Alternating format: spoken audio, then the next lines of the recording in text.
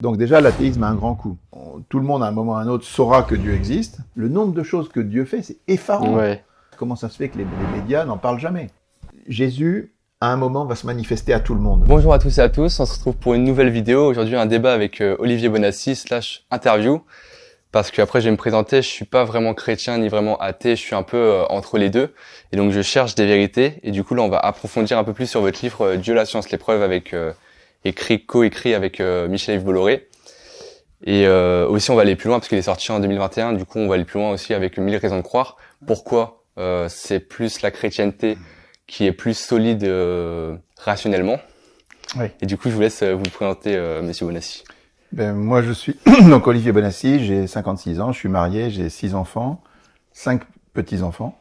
Et donc, moi, je n'étais pas croyant à l'âge de 20 ans et je me suis converti un peu par surprise en découvrant qu'il y avait des raisons rationnelles de croire non seulement en Dieu, mais aussi en Jésus. Ok.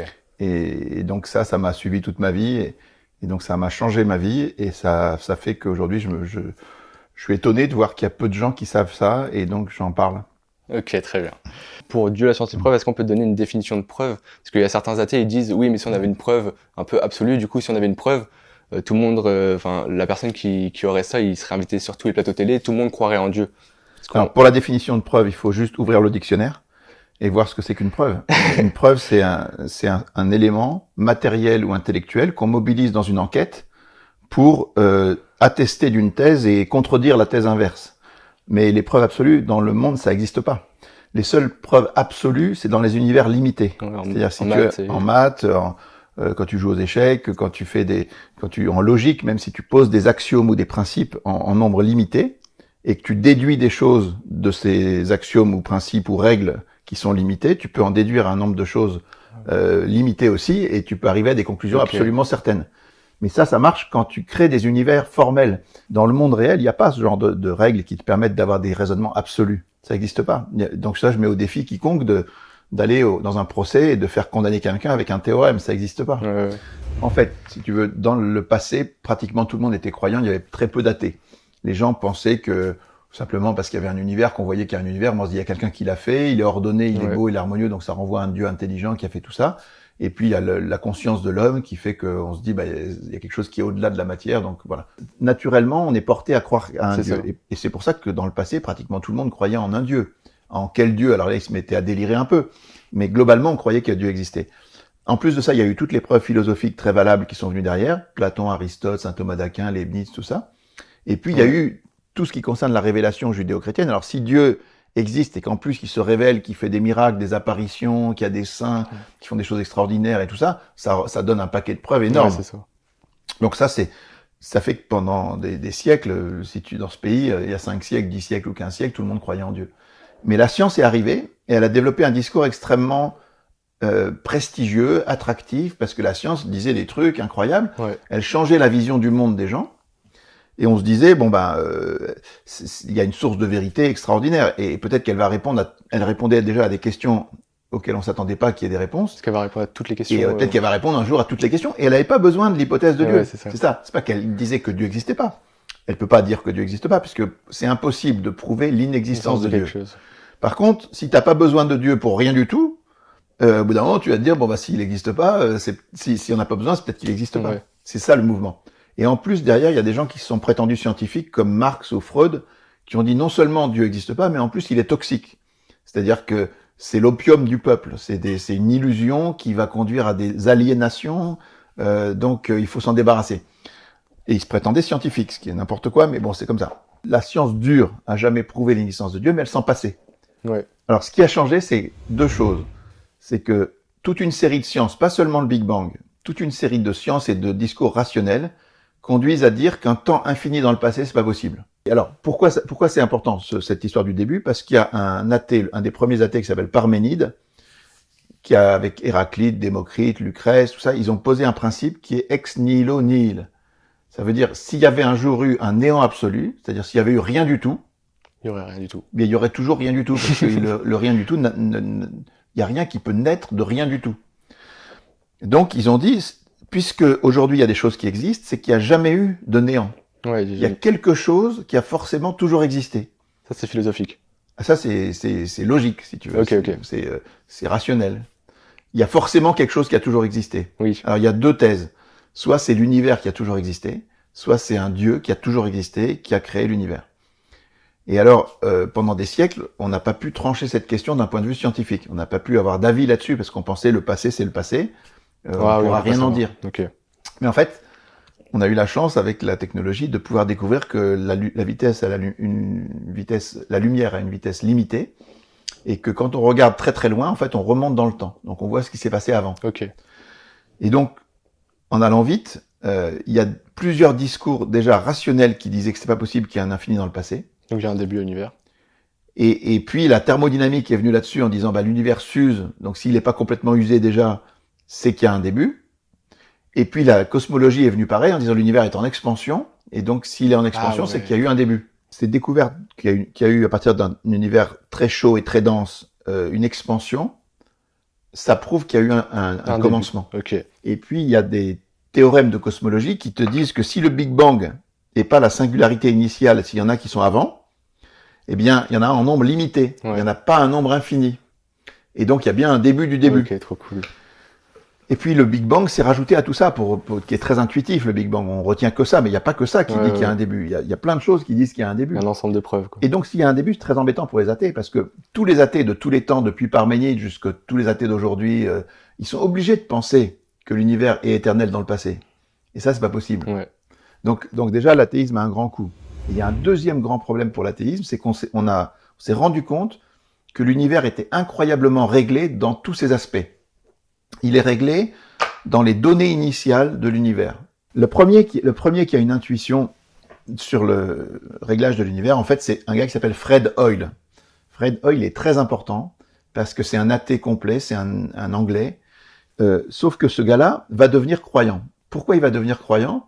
Parce qu'à un moment, il calcule par lui-même que s'il y a du carbone dans l'univers, c'est qu'à un moment, le carbone s'est formé, et c'est très compliqué de former du carbone parce qu'il faut prendre 3 atomes d'hélium qui vont se combiner à peu près en même temps. Il y a une phase de beryllium 8 entre les deux, c'est un peu compliqué, mais bon. Mais ça peut marcher que s'il existe un atome de carbone qui a un certain niveau d'énergie. C'est complexe. Et ça se fait uniquement dans le cœur des étoiles. Fred Hoyle, il voit ça, il dit c'est pas possible, il y a un esprit intelligent derrière tout ça, parce que ça peut pas exister autrement. Donc lui, il se convertit en 53 à peu près. Okay. Il fait cette découverte en 53. Dans les années 60, Robert Dicke, qui aide Robert Wilson à trouver le sens de son observation du rayonnement de fond cosmologique, il est stupéfait de voir que le Big Bang est vrai, il reprend les équations, il s'aperçoit que si la vitesse d'expansion initiale n'est pas réglée du 15e chiffre, tous les chiffres sont parfaits, si tu changes le 15e chiffre derrière la virgule dans un sens ou dans l'autre, ça marche plus. L'univers, soit il va trop vite, et donc il devient entièrement gazeux, soit il devient trop lent, et il va s'effondrer sur lui-même. Et il dit, mais c'est dingue ce truc. Et derrière lui, il y a des tonnes de gens qui font des découvertes. Tu vois, quand il y a... Il est encore aujourd'hui ou pas ? Bien sûr, tous les jours, chaque année, il y en a. Mais dans plein de domaines différents. Comment ça se fait qu'il y a ce réglage-là ? Et des réglages comme ça, on en trouve partout. Donc, c'est dans la valeur de l'état excité du carbone, la vitesse d'expansion de l'univers. Et on arrive parfaitement à calculer si une constante change, est-ce qu'il y a toujours la vie ? C'est exactement ça. Tu prends, donc c'est ce qu'on met dans notre livre. Parce que c'est bien, imaginons il n'y a pas d'étoiles, est-ce qu'il y aurait peut-être une autre forme de vie qui existerait ? Alors, si jamais il n'y avait pas alors déjà. Pour cette constante-là. S'il n'y avait pas de carbone, par exemple, il ne pourrait pas y avoir de vie, parce que toute la vie est sur la chimie du carbone. Donc, si jamais il n'y a pas d'étoiles, il n'y a pas de carbone. Et donc, s'il n'y a pas de carbone, il n'y a pas de vie. Pourquoi est-ce que le carbone peut permettre la vie ? C'est parce que la structure de l'atome du carbone avec ses 6 liaisons permet des molécules très longues et très stables. Peut-être qu'il y aurait une autre forme de vie. En fait, non. On a travaillé là-dessus. Il y a le silicium qui peut faire aussi, mais ça marche pas parce que le silicium n'a pas il y a plein de trucs qui marchent pas. Okay. Donc, en fait, on a pu constater que toute la vie est basée sur la chimie du carbone qui est basée sur l'ADN, et il fallait que le carbone existe, mais s'il n'y a pas d'étoiles, il n'y a pas de carbone. Donc si tu enlèves les étoiles, il n'y a pas de vie. Il y a que l'univers devient extrêmement monotone et simple. Il n'y a que des noyaux d'atomes d'hydrogène, d'hélium et des traces de beryllium et de lithium. Mais et du coup, si on est, du coup, il y a plein de constantes. Donc, si on est athée, on doit croire à plein d'univers. Oui. Dans le sens où... Si t'es athée, tu te retrouves en face de ce fait que personne ne conteste, qu'il y a des réglages complètement fous qui font qu'on est là. Et tu cherches une explication naturelle. L'explication qui vient à l'esprit, c'est s'il y a un réglage, c'est qu'il y a quelqu'un qui a réglé ça. Une intelligence. C'est ce que dit la Bible. La Bible nous dit que Dieu est un artisan qui a tout réglé avec mesure, nombre et poids. C'est ce que dit Einstein aussi. Einstein nous dit « Toute personne sérieusement impliquée en science finira par découvrir qu'un esprit supérieurement intelligent, infiniment plus grand que celui de l'homme, se manifeste dans les lois de l'univers. » Mais ça, c'est pour les gens qui disent « Ok, il y a une intelligence derrière tout ça, il y a un Dieu. » Mais si tu dis je cherche une autre solution, sans Dieu, alors tu es obligé de te dire « Ok, il doit y avoir un système naturel, un processus naturel, une machine qui crée des univers, qui change les constantes. Et puis nous, il y a un tirage gigantesque. C'est là qu'on arrive à des chiffres comme ceux qui utilisent par exemple la théorie des cordes. La théorie des cordes, les chercheurs, ils t'expliquent que potentiellement, il peut y avoir 10 puissance 500 univers qui sont créés comme ça, qui existent en vrai. Et nous, on est celui qui a eu de la chance ou le seul où il y a de la vie. Alors, ça marche. D'abord, c'est une théorie qui est quand même assez perchée. Si tu la réfléchis bien, ce que c'est que 10 puissance 500 univers, c'est un nombre qui est infiniment plus grand que le nombre de particules qui existent dans notre univers, qui est 10 puissance 80. Donc c'est un nombre qui n'a aucun sens. Croire qu'il y a 10 puissance 500 univers, vraiment, faut déjà être un peu, faut être très croyant, quoi. Faut être un grand croyant. Parce que au-delà du fait que du coup l'athée doit croire à plein d'univers, il y a aussi, il doit croire à une machine extrêmement bien réglée qui crée ces univers, ça. Exactement. Il doit croire. Alors, le problème, c'est que si la machine qui crée les univers, elle tire entre 5 et 10, elle trouvera jamais la force de gravité qui est là. Donc, il faut qu'elle soit bien réglée, cette machine. Mais qui a réglé cette machine? Tu vois, c'est absurde. Je te montre ça. Et il dit, je constate que les explications scientifiques en vogue au début des années 2000, comme l'idée du multivers ou l'idée de la théorie du tout, sont mortes. En fait, qui ça? Hawking. Hawking qui dit ça, à la fin de sa vie. Alors lui, il va développer une autre théorie, complètement perchée. En fait, il dit que le temps n'existe pas et que notre pensée est en train d'influer en ce moment le début de l'univers. Et qu'il y a une boucle comme ça. C'est ça sa théorie, c'est absurde. Mais ils sont obligés de sortir des trucs complètement débiles comme ça pour essayer de trouver quelque chose. Parce que lui, il reconnaît la théorie des multivers, elle est morte. Bon, bref, il y a toute une série de gens qui essaient de trouver des réponses vraiment... abracadabantesques, comme disait Chirac, pour échapper à la conclusion naturelle qui est de dire il y a quelqu'un qui a réglé ça. Si tu résumes, le début et le réglage, ces deux choses-là rendent la vie athée absolument impossible. Voilà, si on veut résumer. Tu peux pas être athée et avoir t'as deux cailloux dans les deux chaussures. Est-ce qu'on peut aller sur la théorie de l'évolution? Parce qu'en fait, à l'école, on apprend que on vient du singe. En fait, là, on vient pas du singe, on a des ancêtres en commun. La Bible dit qu'on descend d'Adam et Ève. Qui croire? Est-ce que là, sur ce principe, du coup, la science est opposée à la Bible? Non, pas du tout. Il faut bien comprendre une chose. La Bible n'est pas un livre de science. C'est pas un livre d'histoire. C'est pas un livre de philosophie. Ça n'a pas pour but de te renseigner sur la science.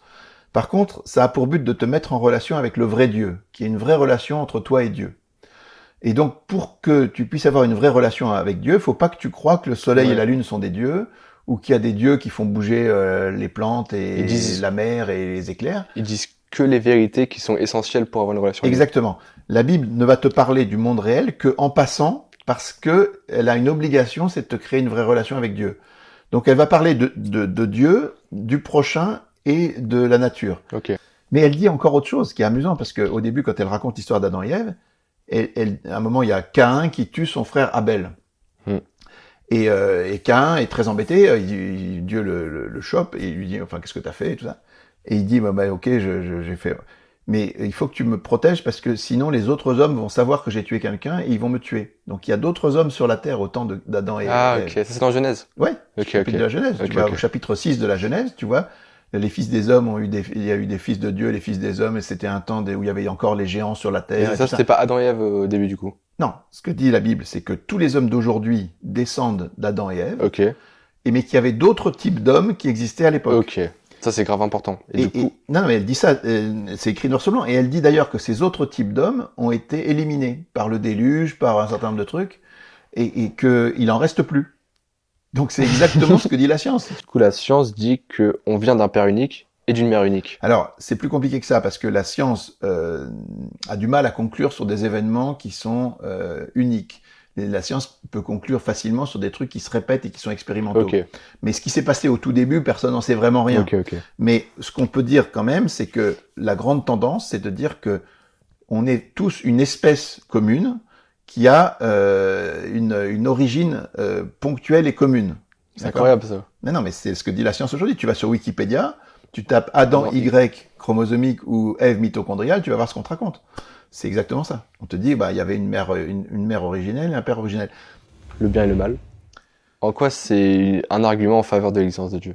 Alors, le chapitre qu'on a fait sur le bien et le mal, c'est un chapitre qui est de nature assez différente des autres, parce que on s'adresse à l'âme des personnes, à l'émotionnel, en leur disant, est-ce que ça vous paraît raisonnable de penser que le bien et le mal n'existent pas? Parce que si le bien et le mal n'existent pas, écraser un moustique ou écraser un homme, c'est exactement pareil. Un enfant, c'est exactement pareil. C'est que des atomes, quoi. C'est juste une réorganisation des atomes, il n'y a aucun impact moral. Est-ce que vous êtes prêts à croire ça? Et on fait un certain nombre d'expériences en disant aux gens, est-ce que, voilà, si vous appuyez sur un bouton et que vous détruisez la moitié de la planète et que ça vous fait rien du tout, même que ça vous rapporte un peu, est-ce que vous êtes prêts à le faire? Et si vous le faites pas, pourquoi vous le faites pas?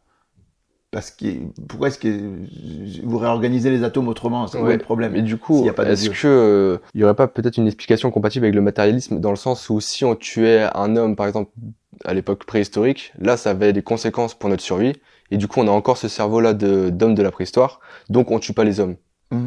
Est-ce que ça peut être compatible? Oui, c'est exactement ce qu'on essaie on l'a mis dans le chapitre, ça, on en parle.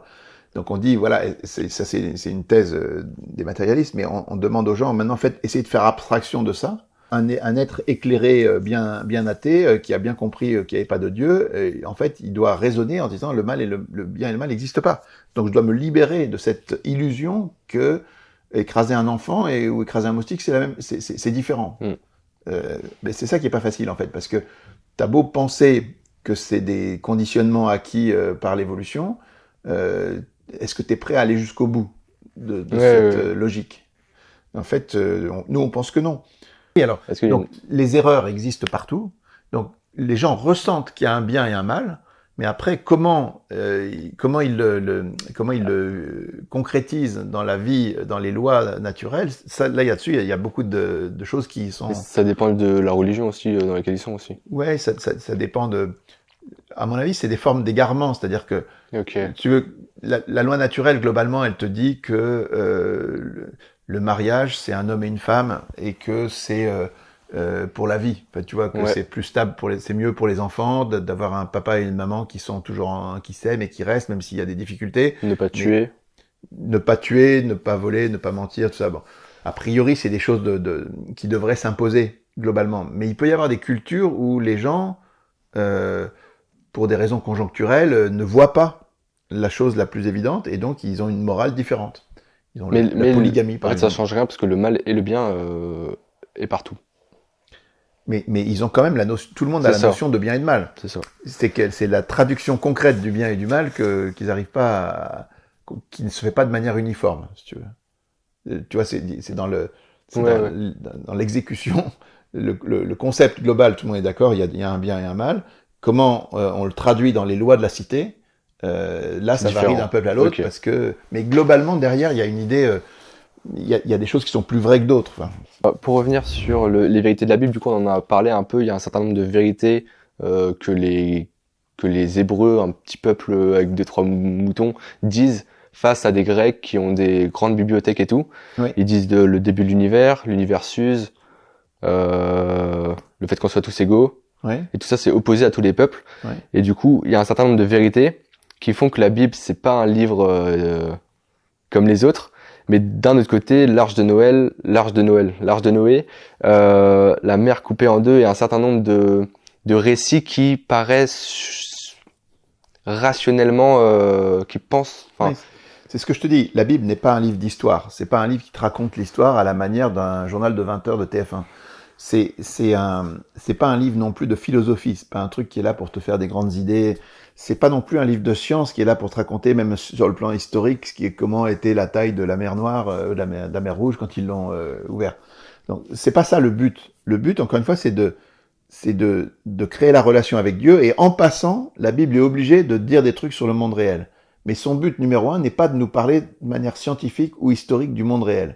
Et donc, quand l'exemple qu'on donne, c'est le corbeau et le renard, quand tu as une fable comme le corbeau et le renard qui te raconte une histoire, tu sais bien que les corbeaux ils parlent pas et que les renards non plus, mais à travers cette métaphore, à travers cet emballage, passe une chose vraie. Ouais, il y a une morale. Il y a quelque chose de vrai qui est dit à l'enfant, à celui qui lit. Donc nous, la Bible, c'est pareil. Il y a ce qu'on appelle des genres littéraires, c'est-à-dire qu'il y a des poèmes, il y a des contes, il y a des histoires, il y a des trucs. Donc il y a beaucoup de choses différentes et on ne sait pas exactement comment les choses se sont passées au moment de Moïse qui passe la mer Rouge.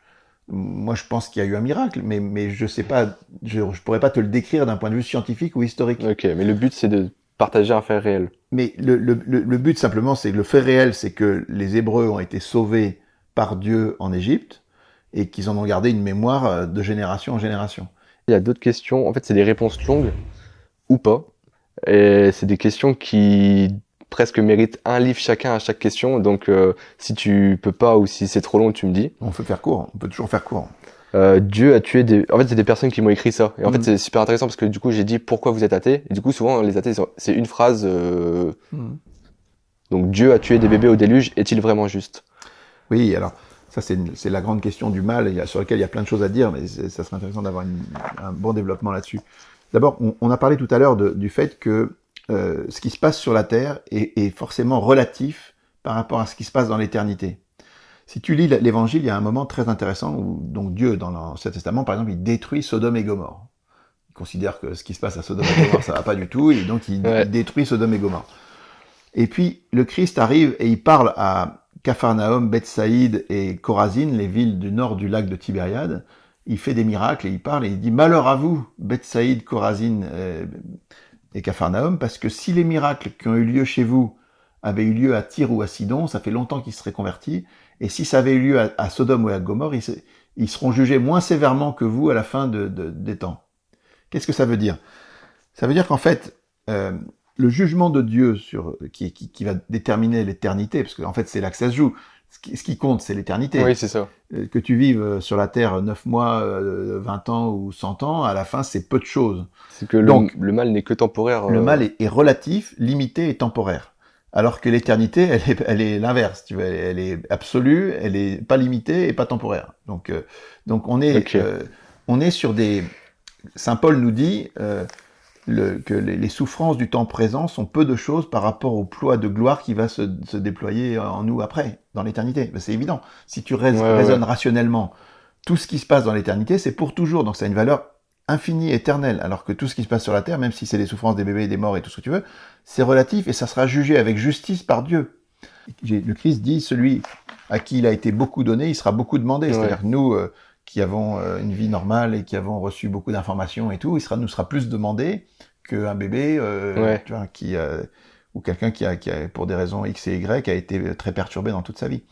Il y a aussi le fait que même sur Terre, un mal peut être un plus grand bien. Par exemple, une femme enceinte qui souffre, après c'est magnifique. Alors je vais te dire un truc amusant. C'est que moi j'ai 6 enfants, donc il y en a, ils me posent des questions aussi, un qui me disait quand même le mal, tout ça et tout. Je dis écoute, Alain, puisqu'il s'appelle Alain, je lui dis si tu avais une baguette magique qui supprimait complètement le mal et toute difficulté, je te garantis que dans 3 mois tu te flingues. Il me dit qu'est-ce que tu racontes, c'est pas possible, c'est impossible. Je dis imaginons, tu as une baguette magique, qu'est-ce que tu fais? Ah bah dit c'est simple, je me transplante à Hawaï, je suis sur une vague et je surfe une vague extraordinaire, il fait beau, la mer est d'huile, tout le monde me regarde, je surfe une super vague. Je dis ok, dans 1 heure tu fais quoi? Il dit je continue à surfer toute la journée, je surfe. Ouais, on s'ennuie en fait. Mais qu'est-ce que tu fais le lendemain? Je resurfe. Tu fais ça combien de temps? Après je vais sur une montagne, je monte une montagne. Non, tu montes pas la montagne. Avec la baguette magique, t'es déjà en haut tout de suite.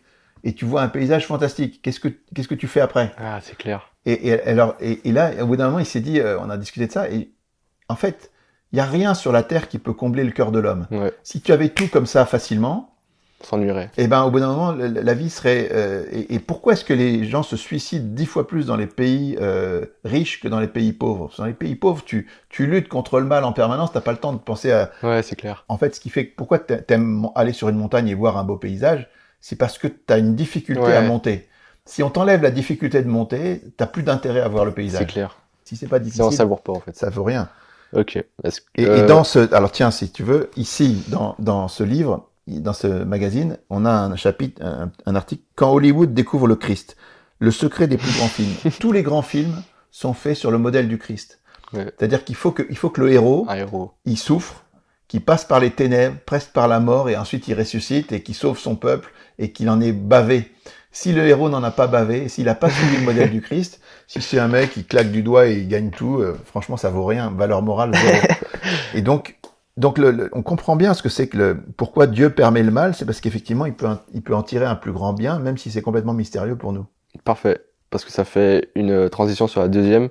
Dieu condamne à l'enfer pendant l'éternité. En fait, c'est vraiment des questions compliquées que je te donne. Mais Dieu condamne à l'enfer pendant l'éternité. Dieu n'est pas bon à condamner ses enfants pour l'éternité. Dieu veut que tous les hommes soient sauvés et parviennent à la connaissance de la vérité et qu'ils rejoignent. Simplement, il y a le paradis. Il faut bien être rationnel là-dessus aussi. Donc, on est dans un état après la mort qui est en dehors du temps. Donc, il n'y a plus de temporalité. Donc, on est fixé en quelque sorte dans un état.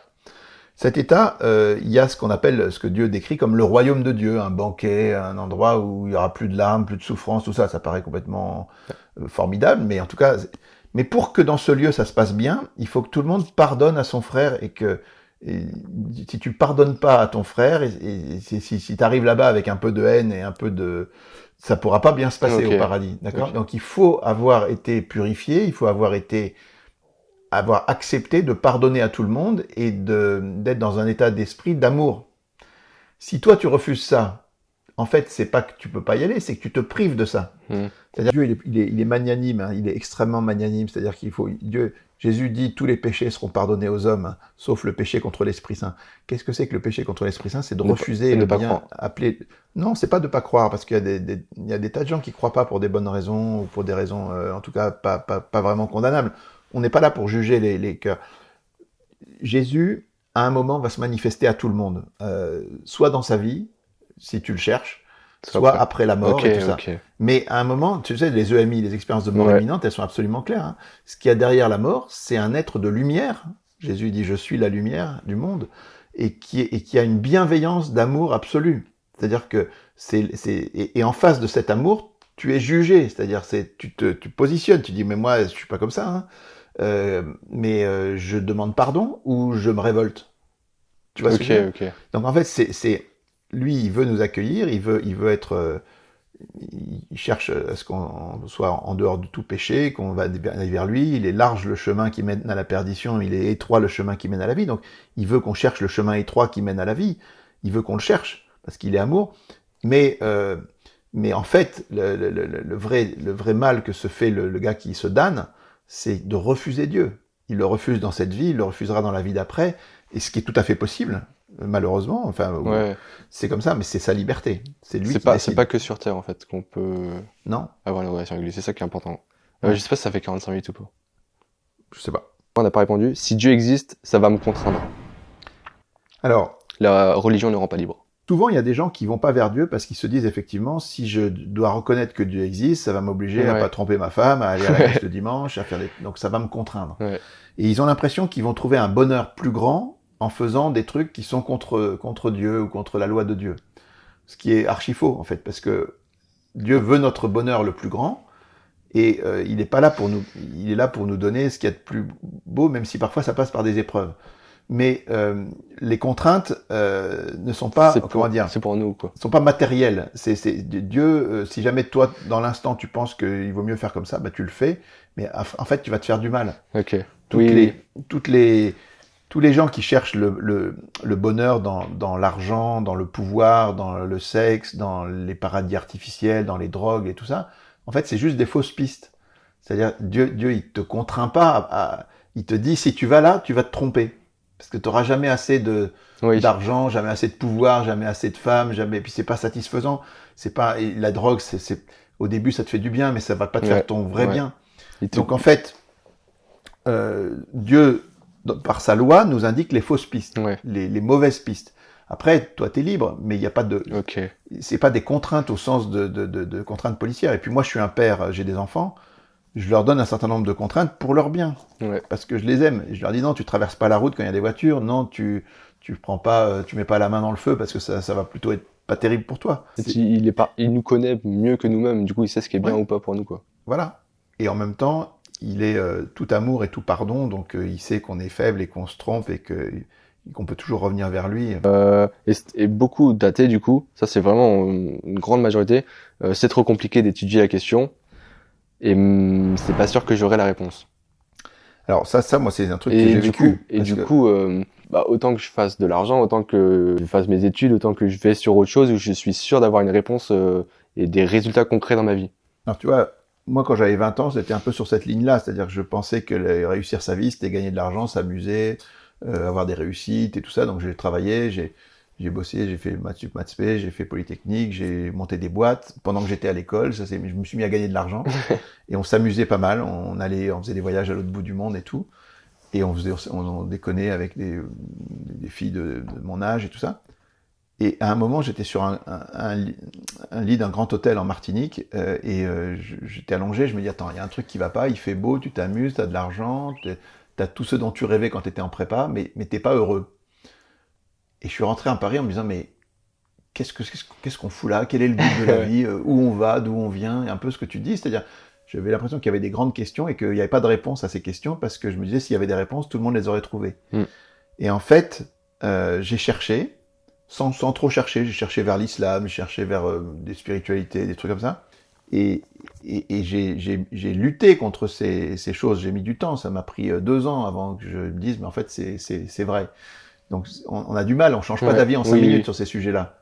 Mais en fait, j'ai eu donc toute une période où je me suis dit, c'est trop dur, mais voilà. Mais en fait, c'est pas vrai. Les réponses, elles existent, elles sont extrêmement nombreuses. C'est pour ça qu'on a fait le truc qui s'appelle 1000 raisons de croire. Parce qu'en fait, quand on dit qu'il y a 1000 raisons de croire, c'est vrai. Quand tu regardes les choses de l'intérieur maintenant, avec tout ce que je sais, le nombre de choses que Dieu fait, c'est effarant. Ouais. Des apparitions de la Vierge Marie, il y en a à Paris, hein, à la rue du Bac. Tu vas à Paris, il y a un truc invraisemblable. Tu vas juste à côté, il y a le corps de Saint Vincent de Paul qui est là, rue de Sèvres. Son corps, qui est comme un morceau de viande, qui est encore là. Comment t'expliques ça? Ça défie toutes les lois. Incroyable. Tu vas partout, il y a des gens le linceul de Turin, c'est un truc de fou. C'est l'image la plus étudiée du monde. J'ai fait une vidéo là-dessus. Si tu vas sur la chaîne YouTube de Marie de Nazareth, tu verras la vidéo. Comment on peut ne pas croire avec des trucs pareils? C'est invraisemblable. Et puis voilà, il y en a une foultitude. Et le monde n'en parle pas. Ça, pour moi, c'est le plus grand mystère. Comment ça se fait que les médias n'en parlent jamais? Les trucs de Fatima dont on parle là-dedans, là, c'est incroyable. Ok. Du coup, il y a vraiment plein de raisons de croire. C'est pas trop compliqué d'étudier la question. Non. Alors, qui cherche trouve. Jésus nous dit qui cherche trouve. Je peux dire que quand tu cherches, en plus, nous, on vous aide avec ça. C'est là, vous ouvrez là-dessus. Il y a 15 raisons de croire. Vous allez sur le site 1000raisonsdecroire.com et vous tapez tout ce qu'on a fait jusqu'à maintenant. On a fait 200 articles. Tous les jours, on fait un article avec une raison de croire qui sont des trucs en béton armé. Donc, on en a fait 200 déjà. On va en faire, j'espère, si Dieu nous prête vie, 1500. On peut croire en Dieu par la rationalité, mais c'est super intéressant de marquer témoignages chrétiens sur YouTube, parce que les gens qui sont convaincus, c'est un peu à côté du rationnel. C'est pas irrationnel, c'est à côté. Être convaincu, c'est surtout la foi, du coup la prière et les changements dans sa propre vie. Oui. Alors, il faut bien distinguer la foi de du savoir, de la connaissance. Par exemple, avoir foi en Dieu, ça dépasse la connaissance de l'existence de Dieu. La connaissance de l'existence de Dieu, même les démons peuvent l'avoir. Hein, dans l'Évangile, on te dit que les diables savent que Dieu existe, mais ils brûlent, c'est-à-dire qu'ils refusent d'adhérer à Dieu. Nous, on a le choix. Tout le monde, à un moment ou à un autre, saura que Dieu existe. S'il le sait, on le sait pas tout de suite, on le saura juste après la mort. Mais enfin, aujourd'hui, on a assez d'éléments sur la Terre pour en être... Il n'y a jamais eu autant de preuves de l'existence de Dieu qu'aujourd'hui, ça j'en suis sûr. Parce que maintenant, même la science le conduit à ça. Donc, on sait que Dieu existe. Après, il faut qu'on regarde un peu plus pour savoir si on a des raisons de croire en lui. Donc, il faut faire une enquête sur Jésus et tout ça. Mais après, tu peux faire un acte de foi et vérifier que ça marche. Parce que quand tu rentres dans la relation avec Jésus, à un moment, il se manifeste à toi. C'est-à-dire qu'il y a des actes de providence, de la prière, tu as des réponses à tes prières. Ouais, des choses. Ça, c'est énorme. Moi, j'ai vécu des choses comme ça. C'est vraiment waouh. Tu te dis, c'est pas seulement un concept, quoi. C'est vivant. Ok. Et du coup, est-ce qu'on peut conclure sur... Je crois que c'est Pascal qui a dit ça. Qui a dit quoi? Qui a dit, il y a assez de lumière pour celui qui désire que de voir et assez d'obscurité pour ceux qui ont une disposition contraire. Ah oui, ça c'est Pascal. Mais il faut bien voir ce que ça veut dire. Il y a assez de lumière pour ceux qui veulent voir. C'est-à-dire, si tu veux voir, si tu cherches, si tu veux, il y a assez de lumière. Il y a ce bouquin maintenant, en plus, c'est encore plus facile. 1000 raisons de croire. Donc, si tu cherches, il y a assez de raisons de croire. Par contre, il y a assez d'obscurité pour ceux qui sont dans une disposition contraire. Mais être dans une disposition contraire à vouloir voir, c'est-à-dire en fait, tu veux pas voir. Ouais. Si tu veux pas voir, c'est quand même une drôle d'attitude, c'est de ne pas vouloir voir.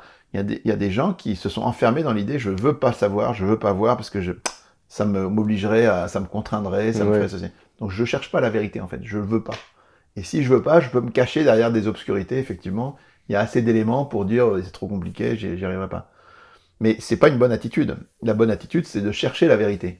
Il faut chercher, et qui cherche trouve, ça c'est la promesse de Jésus, et moi je suis sûr que c'est vrai, quoi. C'est-à-dire que ce qui est fascinant, c'est la foultitude de trucs qui existent pour dire que Dieu existe, et que le monde nous cache. Le monde nous cache. Tu regardes la télé, tu peux regarder pendant des heures et des heures, t'entendras jamais parler de Dieu, des miracles de Dieu. Mais il y en a partout des miracles. C'est invraisemblable. C'est pour ça qu'il faut s'abonner à 1000 raisons de croire. Voilà. Incroyable, merci beaucoup pour cet entretien et un peu ce débat, enfin certains points de vue datés que je voulais développer. Surtout les questions à la fin, c'était trop intéressant. Et abonnez-vous, mettez un like et merci beaucoup. Merci à toi. Incroyable.